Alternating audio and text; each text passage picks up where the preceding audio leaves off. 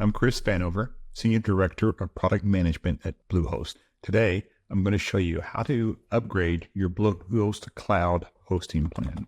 There are times you may need additional resources for your cloud hosting plan, such as the ability to add additional sites.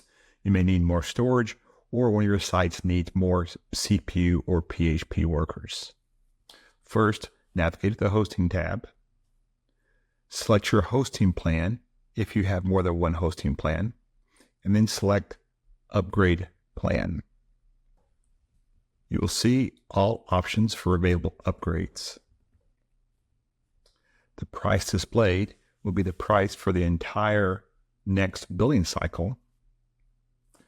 Once you select a plan, it will show you the amount due today for the remainder current billing term. Once you've selected the plan, select the disclosure box and select Upgrade Now. The additional resources will be available within seconds. Thank you.